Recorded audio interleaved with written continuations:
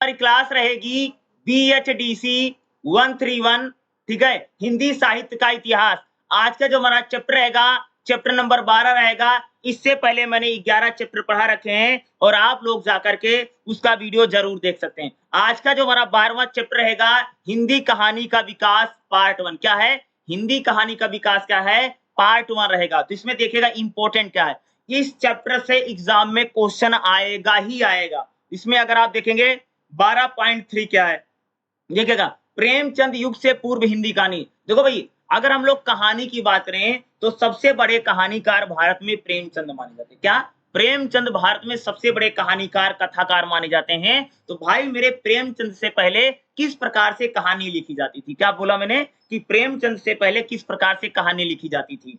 दूसरा क्या है, 12.4 में क्या है, प्रेमचंद युग क्या है। भाई प्रेमचंद के समय किस प्रकार से कहानियां लिखी गई, प्रेमचंद कैसी कहानियां लिखते हैं। तो भारत में कहानियों का सबसे बड़ा सम्राट कह सकते हो, या कहानियों का सबसे बड़ा व्यक्ति कौन है? भाई प्रेमचंद है। तो प्रेमचंद के समय में यानी 12.4 में प्रेमचंद युग कैसे रहा, कि प्रेमचंद के युग में कहानियां कैसे बढ़ी, कहानियां कैसे लिखी गई। प्रेमचंद की कहानी के बारे में तो आप सबने सुना ही होगा, पढ़ा होगा, दो बैलों की जोड़ी है, या दुनिया भर की कहानी, हामिद वाली जो कहानी उसने लिख रखी है, पंच, ये इस प्रकार की काफी कहानियां उनकी है ना।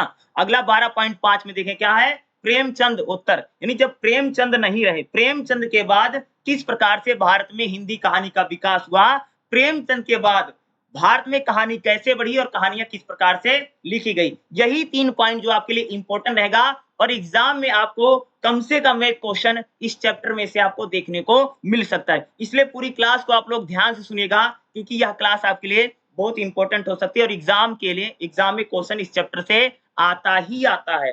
चलिएगा हम लोग यहाँ पर शुरू करते। देखिएगा प्रेमचंद युग से पूर्व हिंदी कहानी। देखिएगा 19वीं शताब्दी के आरंभ से ही हिंदी में मौखिक कथाओं की शुरुआत, लिखित देने की परंपरा। देखो भाई, पहले भारत में जो कथा कहानी होती थी वो भैया मौखिक होती थी, कि पहले लिखा नहीं जाता था, कहानियां सिर्फ सुनी और सुनाई जाती थी। क्या करते थे लोग, एक दूसरे को क्या करते थे भाई मेरे, कहानियां सुनते और सुनाते थे। पहले कहानी लिखी उखी नहीं जाती थी। अगर हम लोग बात करें, कहानी कोई लिखता उखता नहीं था, सिर्फ सुनाते थे, जैसे किस्से कहानियां जो होती है ऐसे सुनाए जाते थे। लेकिन 19वीं शताब्दी में क्या हुआ कि भारत में कहानी लिखने की परंपरा की शुरुआत हुई। क्या है भाई, कहानी लिखने की क्या है, परंपरा की शुरुआत कब होती है? अगर हम लोग बात 19वीं शताब्दी में, इसी समय लिखी सभी कहानियां तो मध्ययुगीन में सूफी आख्यानों की नकल है, प्राचीन संस्कृत साहित्य का अनुवाद रूपन। भारत में जो कहानियां लिखी गई वह संस्कृत में जिस प्रकार से कहानियां लिखी गई उसी का एक प्रकार से क्या थी, नकल थी। इस शताब्दी की पहली रचना इंसा अल्लाह खां ने रानी केतकी की कहानी, भैया भारत में सबसे पहली कहानी कौन लिखी गई? रानी केतकी की कहानी लिखी गई। कहानी का नाम क्या है? सबसे पहले किस कहानी को लिखा गया? रानी केतकी की कहानी, जिसकी रचना 1803 में हुई थी। रानी केतकी का कहानी किसने लिखी थी? इंसा अल्लाह खां ने। कौन सी कहानी लिखी थी? रानी केतकी की कहानी। कब लिखी गई? 1803 में। हिंदी में सूफी आख्यानों और रानी केतकी की कहानी में मात्र इतना अंतर है कि सूफी काव्य पद्य में लिखा गया और इस रचना को गद्य में लिखा गया। सूफी मनसबियों ने शैली में आरंभ में ईश्वर की वंदना की और रचना का कारण बताया। देखो सूफी मतलब समझ लो, यानी इस्लामिक जो धर्म गुरु थे उसी को हम लोग सूफी बोलते हैं। जिस प्रकार में हिंदू में साधु संत होते हैं उसी प्रकार से मुस्लिम धर्म में जो बाबा होते हैं, जो संत होते हैं, उन्हीं को हम लोग बोलते हैं भैया सूफी। तो सूफी लोग जो थे वह भी कहानियों को लिखते थे, लेकिन उन्हीं की नकल के आधार पर कह सकते हो कि इंसा अल्लाह खां ने रानी केतकी की कहानी लिखी। और इस्लाम में जो सूफी होते थे, जैसे हिंदू धर्म में बाबा वाबा होते हैं उसी प्रकार से इस्लाम में सूफी होते हैं। जो इस्लाम धर्म का प्रचार प्रसार करते थे वही सूफी हैं। तो सूफी लोग भी क्या करते थे भैया? अल्लाह की वंदना करते थे और लिखते थे। इस प्रकार से प्रत्येक परिप्रेक्ष्य का लंबा शीर्षक है। सूफी प्रेम कहानियां में के समान रानी केतकी की कहानी अलौकिक ईरानी कथा रूढ़िवादी अतिशय पूर्ण वंदना। देखो सूफी में एक प्रकार से भगवान से, ईश्वर से प्रेम पर कहानी लिखी गई, उसी प्रकार से हिंदी में कह सकते हो रानी केतकी की कहानी को लिखा गया, जिसमें नायिका के नयन सुख, सौंदर्य, विवाह की तैयारी इस प्रकार से अतिशोक्तिपूर्ण लिखा गया। अतिशोक्ति मतलब बढ़ा चढ़ा के लिखा गया। हिंदी में शुरू में जो कहानियां लिखी गई उनको कैसे लिखा जाता था? बढ़ा चढ़ा के लिखा जाता था। कैसे लिखते थे भैया? छोटी सी बात को बड़ी बना के लिखने का क्या करते थे? काम करते थे। भूत प्रेत, तंत्र मंत्र, जादू टोना, देवी देवता जैसे वर्णनों से भरी कहानियां पढ़ी हैं। भारत में शुरू में जो किस प्रकार से कहानी लिखी? भारत में अगर हम देखेंगे शुरू में कैसी कहानी लिखेगी भैया? झाड़ फूक वाली कहानी, टोना टोटका वाली, देवी देवता वाली, इस प्रकार की कहानियां खूब लिखी गई। यानी भारत में देखेंगे जब कहानी लिखने की शुरुआत हुई तो झाड़ फूक वाली कहानी, टोने टोटके वाली कहानी, इस प्रकार की जो कहानियां थी उनकी परंपरा हम लोगों को ज्यादा देखने को मिली। देवी देवता, राजा रानी की कहानी, इस प्रकार की कहानियां खूब लिखी गई। इसकी मौलिक गद्य होने के बावजूद रानी केतकी की कहानी को आधुनिक कहानी नहीं कहा जा सकता। रानी केतकी की कहानी जो है वो आधुनिक कहानी नहीं है, लेकिन रानी केतकी की कहानी सबसे पहले लिखी गई। रानी केतकी की कहानी मध्यकाल में प्रेम आख्यान गद्य है। इसके अतिरिक्त इस शताब्दी में 7 दशकों में संस्कृत भाषा में, फारसी भाषा में, अंग्रेजी भाषा में इस कथा का हिंदी रूपांतरण किए गए। इस कथा को हिंदी में विशेष प्रकार से पाठक वर्ग को निर्माण किया। बिना आधुनिक कहानी के अस्तित्व संभव नहीं था। पंडित गौरी दत्त ने देवरानी जेठानी की कहानी लिखी। कौन सी कहानी लिखी भैया? रानी केतकी की कहानी के बाद कौन सी कहानी लिखी गई? देवरानी जेठानी की कहानी लिखी गई, ठीक है, जो हिंदी उपन्यास और कहानी का मूल रूप है। आधुनिक कहानी यथार्थ आधार पर खड़ी होती और देवरानी जेठानी की कहानी यथार्थ और जमीन से। यानी देवरानी जेठानी की कहानी को किसने लिखा भैया? पंडित गौरी दत्त ने लिखा। उसके बाद अगर आप देखेंगे हिंदी में हम कहानी का आरंभ नहीं मान सकते। विधा रूप में कहानी का जन्म 20वीं शताब्दी के बाद 1901 में हुआ, जब माधव राव ने, ठीक है, एक टोकरी मिट्टी भरी कहानी लिखी। कौन सी कहानी लिखी गई? एक टोकरी मिट्टी भरी कहानी किसने लिखी? माधव राव ने लिखी। वहीं से कह सकते कि हिंदी में कहानी की शुरुआत होती है। कहानी शब्द का प्रयोग रानी केतकी की कहानी और देवरानी जेठानी की कहानी से हुआ है। भैया जो हम लोग कहानी शब्द कहते हैं, कहानी की शुरुआत जो है, जैसे हम लोग कहानी कह रहे हैं तो कहानी की जो शुरुआत है वह रानी केतकी की कहानी और कह सकते हो कि देवरानी जेठानी की जो कहानी है यहां से इसकी क्या होती है? शुरुआत होती है। जबकि देवरानी जेठानी की कहानी में कहानी पद के उपयोग के पीछे नवल कथा की अवधारणा या कहानी किसी राजा रानी की कहानी ना होकर के एक देवरानी और जेठानी की कहानी है, या कहानी शिल्प के साथ साथ कथा का भी रूपांतरण करती है, जिसमें किस्सा गोई, किस्से कहानी, किस्सा जैसे चलते ना उस प्रकार से इसमें शुरुआत है, ठीक है। या यथार्थवादी कहानियां हैं और आधुनिक कहानियों से पूर्व किसी विवाद की गुंजाइश नहीं है। यानी प्रेमचंद से पहले अगर आप देखें तो भारत में कौन कौन सी कहानी लिखी गई? रानी केतकी की कहानी, देवरानी जेठानी की कहानी और एक टोकरी मिट्टी भरी जो कहानी है, वहीं से कह सकते कि भारत में कहानी परंपरा की लिखने की क्या हो जाती है? शुरुआत हो जाती है, स्टार्टिंग हो जाती है। यहीं से कहानी को लोगों ने लिखना शुरू किया। 19वीं शताब्दी के प्रथम दशक में फोर्ट विलियम कॉलेज बना। भाई जब भारत में अंग्रेज आते हैं तो अंग्रेजों ने कोलकाता में, कलकत्ता में कह सकते, कोलकाता में एक कॉलेज बना जिसका नाम था भैया फोर्ट विलियम कॉलेज। यहीं से कह सकते बैताल पचीसी की कहानी, बड़ी फेमस कहानी है, बैताल पचीसी की कहानी, प्रेम सागर, राजनीति या चंद्रावती की कहानी का अनुवाद किया गया। इसके अलावा 19वीं शताब्दी में कह सकते कि माधव विलास, नीति कथा, गोरा बादल की बात, सुरसागर कथा यानी कहानियां लिखी गई। गोरा बादल की बात को छोड़ करके सभी पुस्तकें की रचना हम लोग देखते हैं। यानी अब कह सकते हैं कि जो कहानियों की शुरुआत है वह ज्यादा से ज्यादा होने लगी। रानी केतकी की कहानी के बाद देवरानी जेठानी की एक टोकरी मिट्टी भरी कहानी, बैताल पच्चीसी, प्रेम सागर, चंद्रावती, नीति कथा, माधव विलास, इस प्रकार की कहानियों को लिखने की क्या परंपरा या की शुरुआत होती है। इस समय किस्सा सूरजपुर की कहानी, कथा सागर की कहानी, लड़की की कहानी, इस प्रकार की कहानियों की शुरुआत क्या होती है? की जाती है। 1886 में राजा शिव प्रसाद ने राजा भोज का सपना लिखा। इन कहानियों में कहीं पर भी यथार्थ का आग्रह नहीं है, इसमें आधुनिक कहानी के कोई गुण नहीं। इस प्रकार की जो कहानियां लिखी जा रही थी ये कोई आधुनिक कहानी नहीं थी। इस प्रकार से 19वीं शताब्दी में प्राचीन और मध्यकालीन कथाओं की परंपरा, यानी इस समय कथा जो थी, पुरानी जो कहानियां होती, कथाएं होती थी, उसी प्रकार की कहानी लिखी गई। प्रेमचंद से पहले सारी कहानियां इसी प्रकार से लिखी गई। मौलिक लेखन का अभाव रहा, ज्यादातर रचनाएं सामने आई। इसी प्रकार 19वीं शताब्दी के उत्तरार्ध में 20वीं शताब्दी के हिंदी में आधुनिक ढंग से कहानी लिखी गई।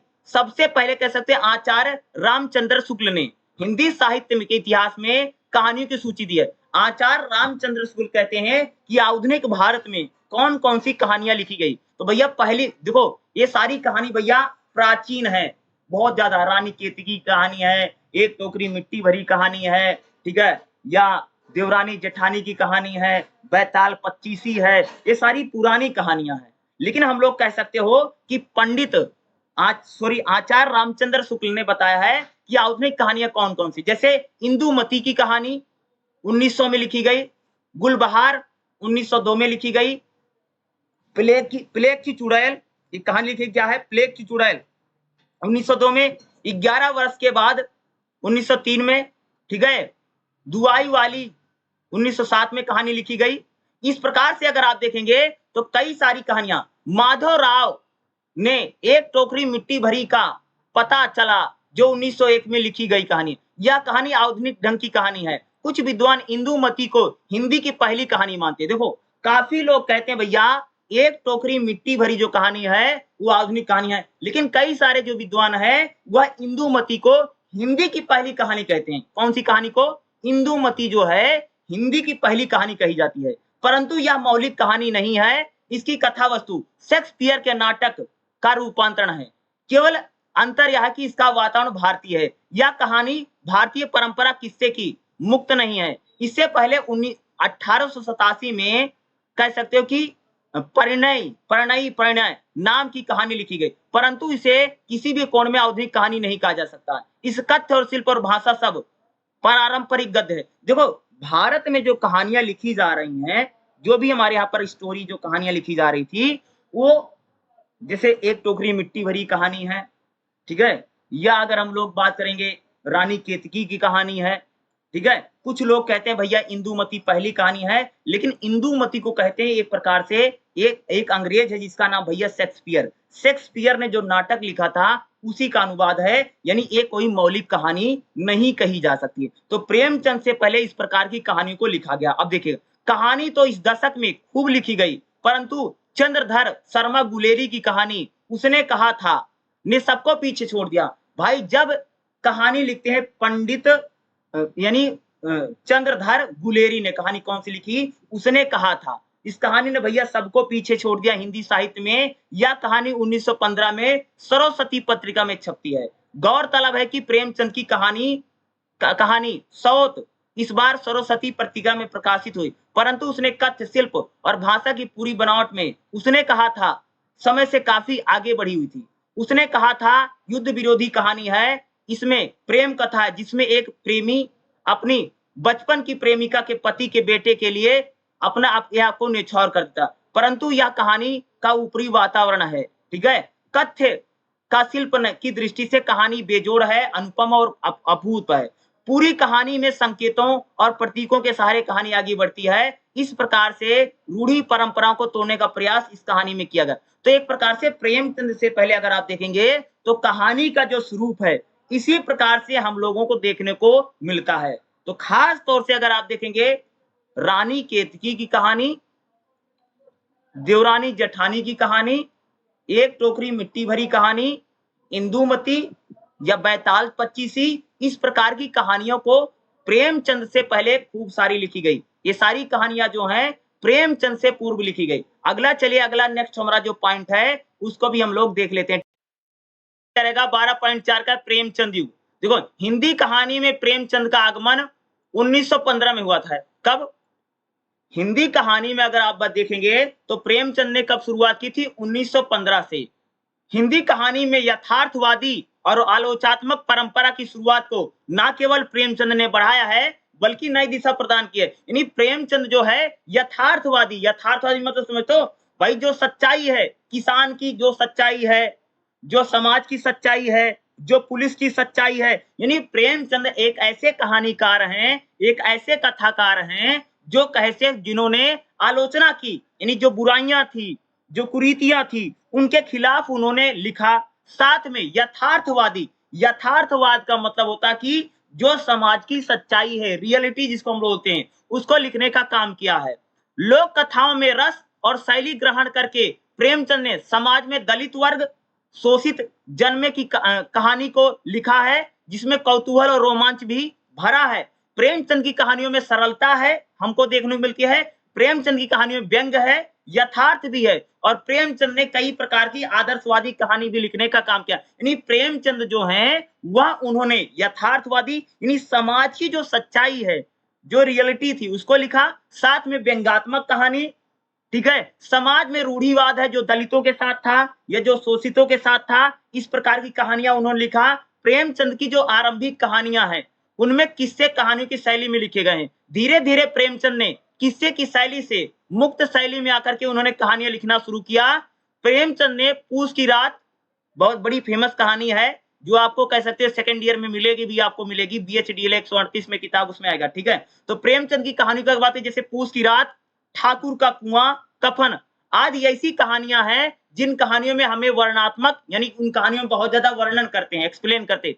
पूस की रात जो है एक प्रकार से फार्मर की कहानी है, किसान की कहानी है कि किस प्रकार से वह किसान ठंडी की रात में अपने खेत को देखता है, और पूरी जो स्टोरी है। ठाकुर का कुआं, कफन, इस प्रकार की वर्णात्मक घटनाओं को और कालक्रम के आधार पर उन्होंने प्रेमचंद ने तोड़ा है। प्रेमचंद ने 300 से ज्यादा कहानी लिखी। भैया कितनी? प्रेमचंद जी ने, कह सकते भाई मेरे, 300 से एक्स्ट्रा कहानी लिखी है। 1908 से लेकर के 1915 के बीच प्रेमचंद की कहानी 40 कहानियां उर्दू में छपी हैं। प्रेमचंद पहले हिंदी में आने से पहले उर्दू में लिखते थे। किस में लिखते थे? प्रेमचंद पहले जो कहानियां लिखते थे वह उर्दू में लिखते थे, उर्दू से हिंदी में आए हैं। और कह सकते प्रेमचंद ने लगभग 40 कहानियां इसमें लिखी उर्दू में। 1908 में उन्होंने साउज, ठीक है, सजरे वतन, 1904 में प्रेम पचीसी भाग 1, और 1918 में कहानियों का प्रकाशन किया। सजरे वतन में देश प्रेम की युक्त कहानी है। इसके अलावा उनका कहानी संग्रह में संयुक्त परिवार की समस्याओं को लेकर, प्रेमचंद की कहानी भाई पारिवारिक है, समस्याओं को लेकर के है, रूढ़िवादिता का खंडन करती है, और हमारे समाज की जो दलितों को लेकर के, अछूतों को लेकर के, यानी प्रेमचंद की कहानियों में दलितों के प्रति क्या है, संवेदना हम लोगों को देखने को मिलती है। 1915 में प्रेमचंद की पहली कहानी सौत प्रकाशित हुई। कब? 1915 में हिंदी में पहली कहानी कौन आती है? सौत। प्रेमचंद की कहानी कला में विकास की दृष्टि से 1916 से लेकर के 29 तक विशेष उल्लेखनीय है। इस काल में प्रेमचंद की कहानियों में सामाजिक चेतना, भैया समाज को आईना दिखाने वाली कहानियां, मनोवैज्ञानिक कहानियां, कहानी कला की विकास हुआ है। 1916 से 20 में प्रेमचंद ने अधिकतर ग्रामीण जीवन से संबंधित कहानी को लिखा, यानी जो गांव से रिलेटेड थी, क्योंकि वैसे प्रेमचंद बनारस की भूमि से आते हैं। आप सबको पता होगा वाराणसी, बनारस जो है प्रेमचंद वहीं के हैं, मदरसे में पले बढ़े हैं, तो कह सकते हैं कि उसी प्रकार से, इसलिए उनकी कहानियों में उर्दू के शब्दों का बड़ा प्रयोग मिलता है।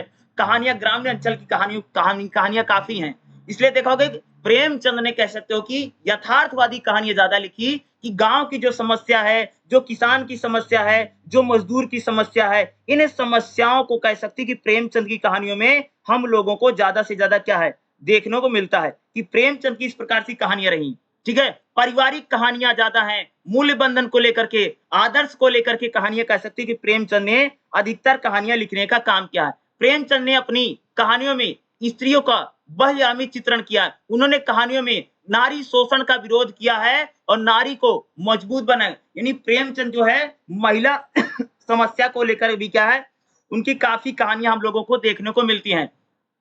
प्रेमचंद की कहानी में तात्कालीन यथार्थ से विविध रूपों का चित्रण है। उन्होंने सांप्रदायिक भेदभाव, भैया जो दो धर्मों में एक प्रकार से भेदभाव होता है, ऊंच नीच है, छुआछूत है, दलितों के शोषण को लेकर के, और स्वाधीनता संग्राम, यानी जिस समय प्रेमचंद कहानी लिखते थे उस समय हमारे देश में आजादी की लड़ाई चल रही, तो भाई देश प्रेम को लेकर के, राष्ट्रवाद को लेकर के, यानी इस टाइप की जो कहानियां है प्रेमचंद ने ज्यादा लिखी हैं। प्रेमचंद की कहानियों में आदर्श ज्यादा है और यथार्थ मिलता है। नहीं, प्रेमचंद यथार्थवादी कहानी यानी रियलिटी, जो समाज की सच्चाई, जो किसान की सच्चाई है, जो मजदूर की सच्चाई है, जो भैया पुलिस की सच्चाई है, जो हमारे गांव देहात की सच्चाई है, ठीक है, और आदर्शवादी कहानियां, समाज को एक प्रकार से आईना दिखाने वाली कहानियां। लेकिन धीरे धीरे प्रेमचंद ने अपने आदर्शों से मुक्त होकर के प्रेमचंद ने यथार्थवादी कहानी लिखी, जिसे कफन एक कहानी है, पूस की रात है, ठाकुर को कुआं है। इस प्रकार की कह सकते प्रेमचंद ने यथार्थवादी कहानी लिखने का काम किया।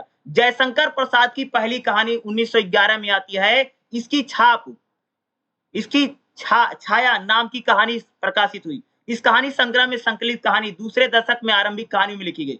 मूलतः प्रसाद की कवि हैं, इसलिए उनकी कहानियों पर भी उनकी कवि हावी है।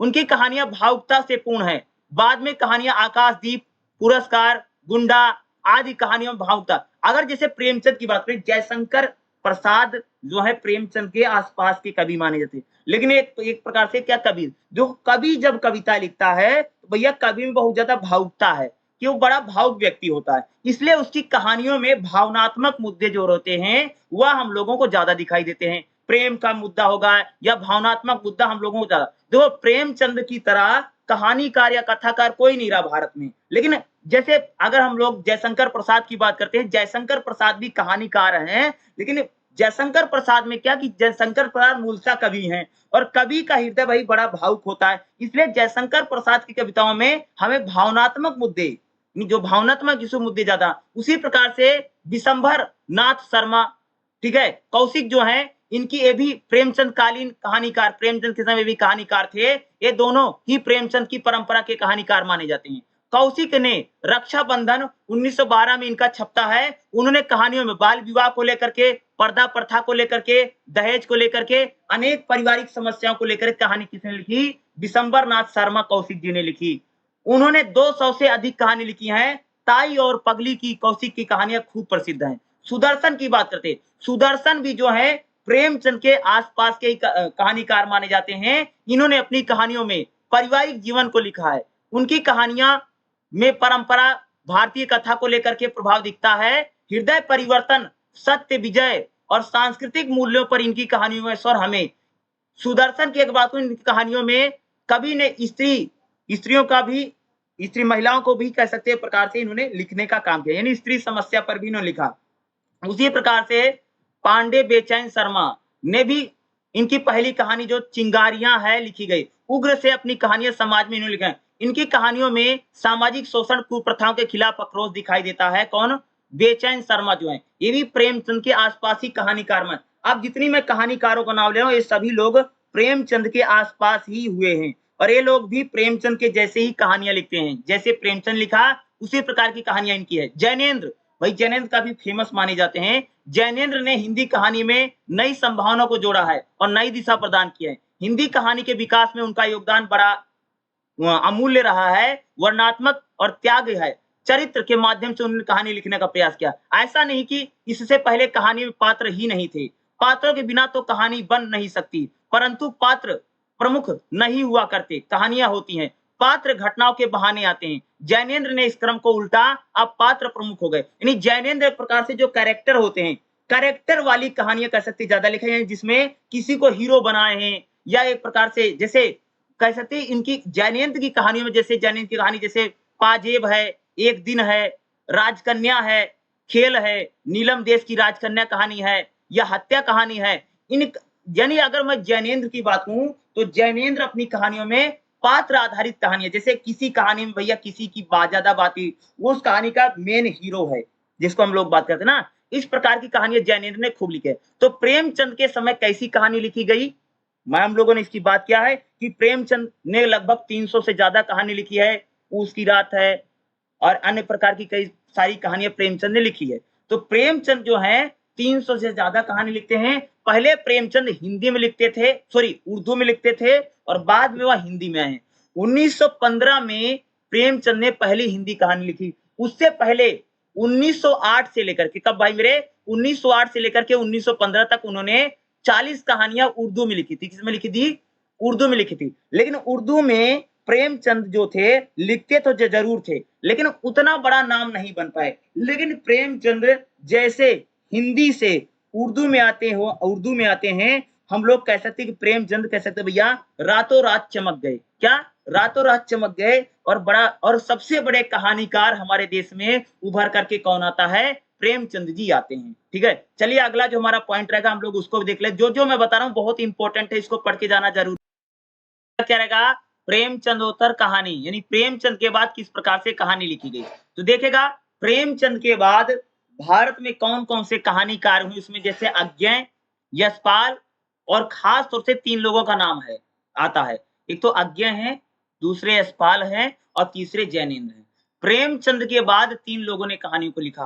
3 नाम पहले याद करो। अज्ञेय, भाई प्रेमचंद के बाद कहानीकार कौन से? अज्ञेय हैं। दूसरा क्या? यशपाल। ठीक है, क्या नाम है? यशपाल नाम है। और तीसरा क्या है? जैनेन्द्र। ये 3 लोग इंपॉर्टेंट है। प्रेमचंद के बाद हिंदी कहानी में ये 3 लोग आते जिन्होंने हिंदी कहानी को आगे बढ़ाने का काम किया। यशपाल, अज्ञेय आदि कहानीकार प्रेमचंद युग से ही कहानी में सक्रिय थे, लेकिन इनकी कहानियों का बड़ा हिस्सा प्रेमचंद के बाद लिखा गया। अज्ञेय भी जैनेन्द्र के समान मानव मन में बिखरे हैं, परंतु अज्ञेय के चरित्र जैनेन्द्र के चरित्र की अपेक्षा कम अंतर्मुख हुए और वह अपने परिवेश में संघर्ष करते हैं। अज्ञेय ने रूढ़िवादी भारतीय समाज शोषण और बाद में विभाजन को लेकर के बड़ी मार्मिक। अज्ञेय जो है वो भैया क्या? भारतीय समाज के ऊपर रूढ़िवाद के खिलाफ, शोषण के खिलाफ और जो मार्मिक कहानियां होती हैं, इस प्रकार की कहानियों को किसने लिखा? अज्ञेय ने लिखा प्रेमचंद के बाद। उनका प्रथम कहानी संग्रह बिथा गाथा 1931 में प्रकाशित हुआ। बिथा गाथा युद्ध विरोधी और नारी मुक्ति की कहानी है। अपनी कहानियों में अज्ञेय ने परंपरागत भारतीय मूल्यों और भ्रष्ट व्यवस्था को नकारा। यानी अज्ञेय एक प्रकार से भारतीय समाज में जो कुरीतियां हैं, जो रूढ़िवाद है, उसको लिखा है। साथ ही साथ कहते हैं कि भारत में जो भ्रष्टाचार है, जो करप्शन है, उसको नकारा है। उस प्रकार की उनकी कहानियों में प्रेम, कर्तव्य, आदर्श और यथार्थ और संघर्ष का मार्मिक चित्रण है। अगर हम लोग अज्ञेय की बात करें तो अज्ञेय की कहानी में भैया प्रेम के ऊपर, कर्तव्य के ऊपर, आदर्श के ऊपर और यथार्थ और संघर्ष का क्या है? मार्मिक चित्रण किया गया है। इनमें अज्ञेय ने अपने मन की कुंठाओं को, प्रेरणाओं को और अंतर्द्वंदों का विश्लेषण किया है। अज्ञेय की कहानी व्यक्ति केंद्रित होते हुए भी सामाजिक संघर्ष की कहानी है। यानी अज्ञेय जो लिखते हैं किसी खास व्यक्ति को, यानी एक आदमी को सेंटर में रखकर, क्या एक आदमी को सेंटर में रख करके, केंद्र में रख करके इस प्रकार की कहानियों को कौन लिखता है? अज्ञेय लिखते हैं। अज्ञेय की कहानियां कैसी होती है कि भाई किसी को केंद्र में रख करके या सेंटर में रख करके इस प्रकार की कहानियां कौन लिखते हैं? अज्ञेय लिखते हैं। ठीक है, फिर भी यथार्थ यानी सच्चाई को लिखा है। और संघर्ष का, भाई जो संघर्ष होता है, एक प्रकार से जो व्यक्ति संघर्ष करता है उसका चित्रण कौन करता है? अज्ञेय। अज्ञेय की कहानियों में व्यक्ति का केंद्र है और समाज का संघर्ष है। देश में विभाजन को आधार बना करके अज्ञेय ने कई प्रकार की कहानियों को लिखा है। अज्ञेय ने अपनी क्रांतिकारी और जेल की जीवन की कहानियों को भी, अज्ञेय भैया क्रांतिकारी थे, आजादी की लड़ाई में जेल गए थे और उस जेल के जीवन पर भी उन्होंने अपनी कहानी लिखी है। उनकी कई कहानियां घुमंतु जीवन, सेना के अनुभव पर लिखी गई हैं। अज्ञेय ने क्रांतिकारियों के समर्थन में कई कहानियां लिखी, जैसे अलंक द्रोही विगथा प्रमुख है। अज्ञेय ने हरिसागर की कहानियों, अज्ञेय का रोमानी और भावुक भरे हिलोरे मरता दिखाई पड़ता है। इन कहानियों में प्रेम का अंकन है। स्त्री आदर्श का रूप सामने आया है। इसमें प्रेम और अछूतों के आम को पकड़ने का प्रयास किया है। यानी अज्ञेय जो एक प्रकार से देशभक्ति को लेकर के, राष्ट्रवाद को लेकर के, प्रेम को लेकर के, समाज की सच्चाई को लेकर के, स्त्रियों को लेकर के, यानी इन सभी समस्याओं को लेकर के अगर हम लोग बात करेंगे, अज्ञेय ने कहानियों को लिखने का काम किया है। चिड़ियाघर, पहाड़ी जीवन आदि कहानियों में सहज मानवीय स्थितियों का अंकन किसने किया? अज्ञेय ने किया। अज्ञेय की आरंभिक कहानियों में रोमानीपन और परंतु कह सकते हो कि अंकन किया गया। इनकी कहानियों में यथार्थ है। क्या इनकी कहानी एक प्रकार से कैसे हैं? यथार्थवादी कहानी है। बिथ गाथा, कोठरी की बात, शरणार्थी और ठीक है, अलम जैसी कहानियों ने उनकी प्रसिद्ध कहानियां हैं। अगला देखो, इलारा चंद्रा जोशी की कहानियों भी मनोवैज्ञानिक कहानी है, परंतु उनकी कहानियों में पात्र और परिवेश बहुत बनावटी दिखते हैं, परंतु उनकी कहानियों में रोबोट लगते हैं। खंडहार की आत्माएं, डायरी के नसिक पृष्ठ, दीपावली प्रमुख कहानियां प्रसिद्ध हैं। जोशी जी की कहानियों का जीवांत नहीं है। यशपाल की कहानी कहते, यशपाल सामाजिक यथार्थवादी रचनाकार है। प्रेमचंद के बाद अगर कहानीकारों में अगर हम लोग बात करें तो यशपाल भी एक बड़े कहानीकार हैं। प्रेमचंद के प्रगतिशील चेतना यशपाल में प्रमुख नजर आती है। मार्क्सवादी दर्शन को आधार बना करके यानी यशपाल ने समाज में फैली जो असमानता है उस पर लिखने का काम किया है। यशपाल ने वर्ग संघर्ष, मनोविश्लेषण, तीखे व्यंग उन्होंने समाज पर किया है। यानी यशपाल एक प्रकार से कह सकते हो कि समाज में जो समस्याएं हैं, मजदूर की समस्या है, किसान की समस्या है, हमारे समाज में जो रूढ़िवाद है, पुरानी जो सोच है, दहेज है, स्त्री हत्या है, सती प्रथा है, महिलाओं को ना पढ़ने लिखने देना, यानी जो हमारा रूढ़िवादी समाज है, उस रूढ़िवादी समाज को लेकर के कह सकते हो कि इन्होंने ज्यादातर कहानियां क्या है लिखने का काम किया कि जो रूढ़िवादी परंपराएं हैं, रूढ़िवादी सोच है, उस प्रकार की कहानी को लिखने का काम किया। अगर मैं यशपाल की बात करूं तो इन्होंने अतिथि, गवाही, प्रतिष्ठा बोझा, पर्दा, मकड़ी, मक्खी की मकड़ी, आदमी बच्चा का, कोकल डकैत आदि इनकी प्रमुख कहानियां, किसकी कहानियां है? यशपाल की। इस प्रकार की कहानियां हम लोगों को देखने मिलती। तो प्रेमचंद के बाद अज्ञेय, यशपाल और जैनेन्द्र इस प्रकार के कहानीकार हैं जिन्होंने प्रेमचंद के बाद हिंदी कहानी को बढ़ाने का क्या है काम किया है। ये 3 टॉपिक आपके लिए इंपॉर्टेंट रहने वाला है और इन्हीं 3 टॉपिक से आपके 12वें चैप्टर से एग्जाम में क्वेश्चन पूछा जा सकता है। इसमें से कम एक टॉपिक आपके एग्जाम में आ सकता है या पूछा जरूर जा सकता है। इसके लिए इसको पढ़ करके क्या जाना बहुत ज्यादा जरूरी है। अगर आपका कोई सवाल होगा तो आप मेरे से जरूर पूछ लेना। बाकी इससे पहले के जो चैप्टर हैं मैंने पढ़ा रखा है और आप लोग उनका वीडियो जाकर के जरूर देख सकते हैं। अगर किसी और सब्जेक्ट की क्लास है तो आप मुझे जरूर बता दीजिएगा। और इसके आगे जो सब्जेक्ट है 13, 14, 15, 16 जो यानी 13, 14, 15, 16 अभी 4 चैप्टर बचे हुए हैं। उन 4 चैप्टर का भी वीडियो आप लोगों को हमारे चैनल पर देखने को मिल ही जाएगा। और मैं पूरी किताब चैप्टर वाइज भी मैं आपको पढ़ा रहा हूं और ये पूरी आपको लगातार मिल रही है। आप पूरी क्लास यानी चैप्टर 1 से लेकर के चैप्टर 16 तक मैं पूरी किताब पढ़ाऊंगा। आप लोग हर एक चैप्टर को देख लीजिए, आपको आसानी से समझ में आ जाएगा। ठीक है, कोई क्वेश्चन होगा तो कमेंट कर देना, मैं उसको रिप्लाई कर दूंगा। ठीक